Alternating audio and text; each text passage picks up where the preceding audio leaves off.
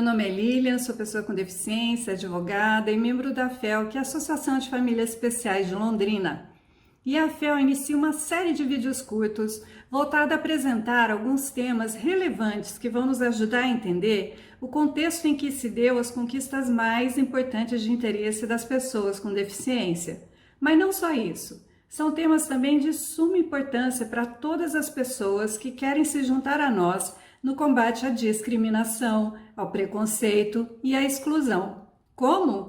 Por exemplo, através da interação empática e apoio às pessoas com deficiência, tentando enxergar as dificuldades práticas cotidianas, já que as deficiências são apenas diferenças que nos tornam parte da diversidade humana.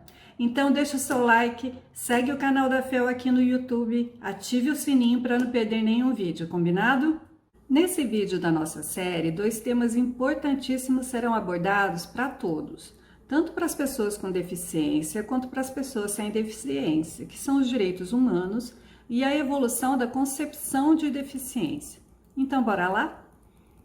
Com certeza você já ouviu falar em direitos humanos, seja quando são usados, por exemplo, para comentar os conflitos distantes de outros países, ou quando falam de assuntos ligados à população de rua, aos presos e tal.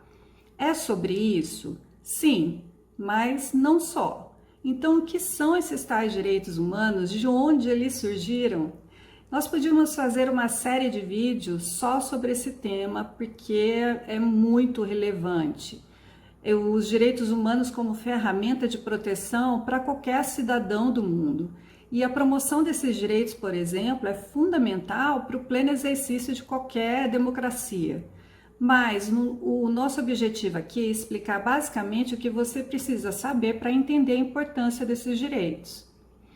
Então, para que nós possamos viver em sociedade, estabelecer relações, sejam políticas, econômicas ou sociais, nós precisamos seguir e respeitar certos princípios ou valores e determinadas regras.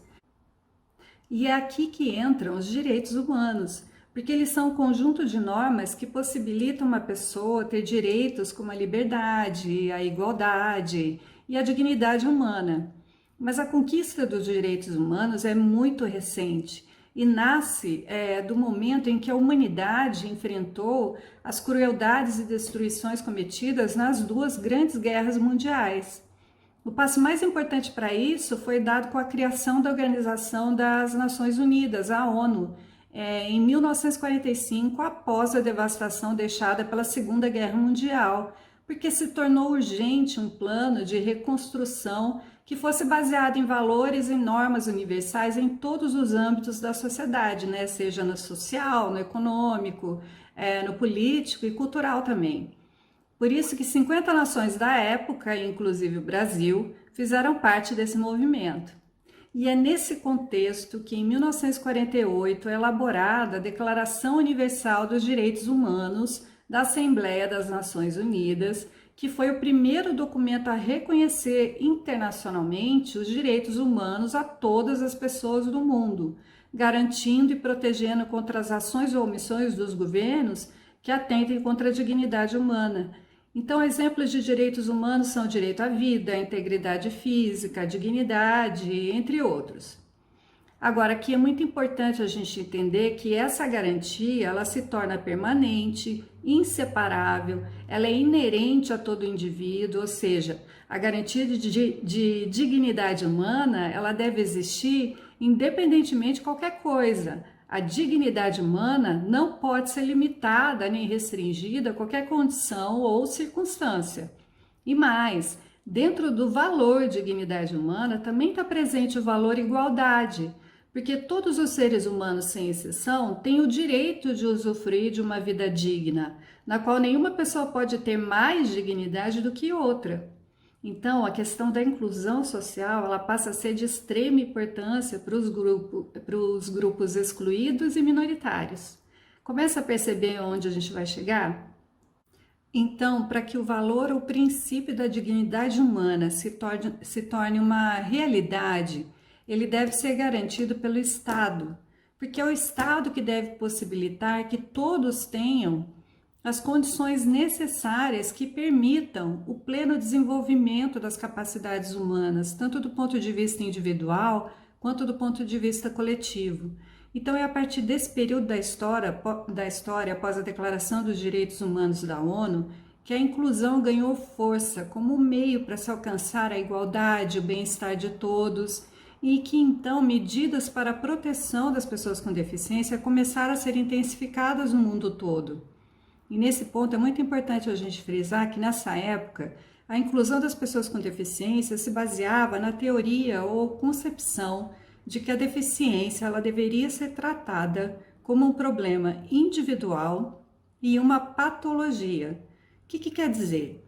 É que essa pessoa é que precisava ser tratada ou cuidada para que ela se adequasse à sociedade. Essa concepção ficou conhecida como modelo biomédico da deficiência. Quer dizer, a deficiência ela é uma consequência natural do corpo com a lesão, que foi adquirida inicialmente por meio de uma doença e sendo consequência, então, dessa doença. Como a deficiência era identificada como biológica, para que ela fosse curada, reparada, ela deveria se fazer, então, uma ou mais intervenções sobre aquele corpo, né, com defeito, para que se promovesse o seu melhor funcionamento, mas isso só quando possível, né? E assim se reduzir as desvantagens sociais decorrentes daquela doença ou daquela lesão. A pessoa com deficiência, então, era vista socialmente como alvo, assim, de uma tragédia pessoal, alvo de uma desgraça, que ela deveria conviver com essa tragédia ou essa desgraça pro resto da vida dela. No máximo, essa pessoa ela seria alvo de piedade, de dó, já que essas pessoas eram vítimas do destino. Nos anos 60, ocorre a mudança desse modelo biomédico para o modelo social da deficiência, que foi conquistada e desenvolvida pelas próprias pessoas com deficiência. Esse modelo ele retira da pessoa com deficiência a origem dessa desigualdade experimentada, né? E devolve para a sociedade. Então, o que acontece é mais ou menos assim: as dificuldades, ou pelo menos a maior parte das dificuldades enfrentadas, né, por uma pessoa com deficiência, elas são resultado da forma pela qual a sociedade lida com as limitações e as sequelas físicas, ou intelectuais, ou sensoriais, ou múltiplas de cada indivíduo.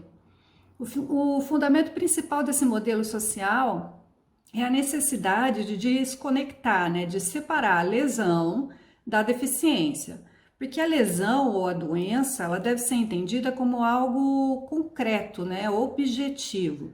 Já a deficiência, ela é uma experiência, ela é subjetiva, ou seja, ela é o modo como aquela lesão ou doença impacta o desenvolvimento dos indivíduos na sociedade. E esse desenvolvimento ou desempenho no mundo não depende apenas daquela lesão, mas depende principalmente do ambiente que acolhe ou não acolhe a particularidade daquela lesão. Para entender melhor, por exemplo, quem é cadeirante no Brasil é muito mais deficiente do que na Noruega. Quem é cego na nossa cidade é muito mais deficiente do que em Copenhague, onde existem muito mais sinais de trânsito, por exemplo, que fazem aqueles sinais sonoros. Então, a deficiência é muito mais um problema relacional, quer dizer, um problema da sociedade com um grupo particular e seus membros, porque as necessidades desse grupo não são contempladas. Ok, agora qual a relação então entre os direitos humanos e a mudança da teoria ou dessa concepção de deficiência? É que a autonomia, ou seja, a liberdade que o indivíduo possui de tomar as próprias decisões e os meios de gerir a própria vida, que era vista como uma garantia da dignidade do ser humano e que, portanto, então, um direito humano, não depende apenas do corpo que eu tenho, mas depende também do mundo em que eu vivo. E a pessoa com deficiência, ela pode ser autônoma se viver em um ambiente que propicia a sua autonomia.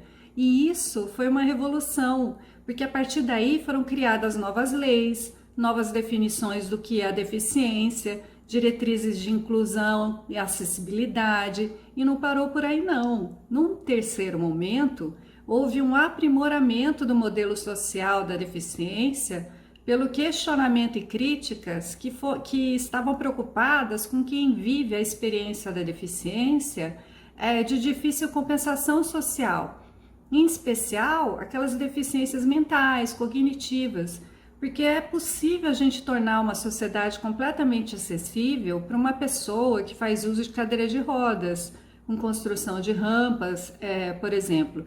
Mas e no caso das pessoas com graves deficiências cognitivas?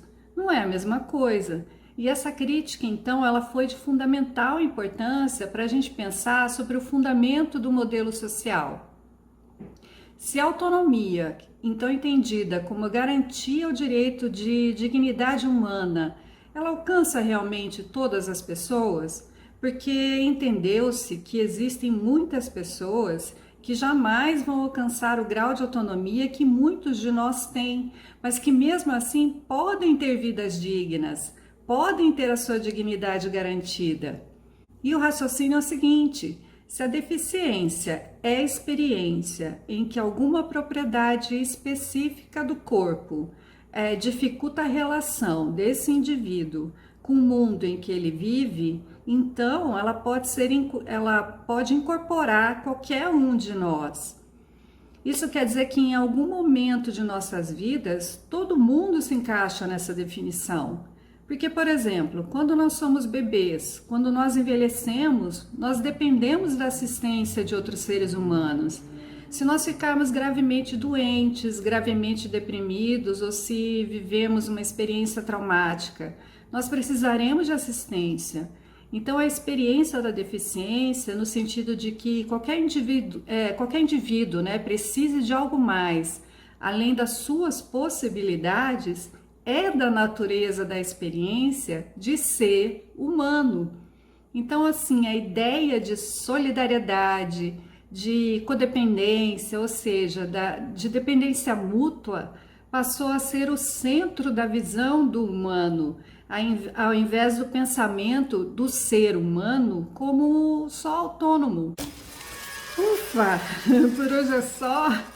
Nos próximos vídeos nós vamos abordar algumas das principais legislações de direito das pessoas com deficiência e como elas afetam as nossas vidas. Não se esqueça de deixar o seu like, de compartilhar esse vídeo com seus amigos e de se inscrever aqui no canal da FEL. E se você quiser, deixe seu comentário, sua crítica, seu elogio, porque é muito importante para nós, tá? E ative o sininho também para você não perder nenhum vídeo dessa série, combinado? E até mais!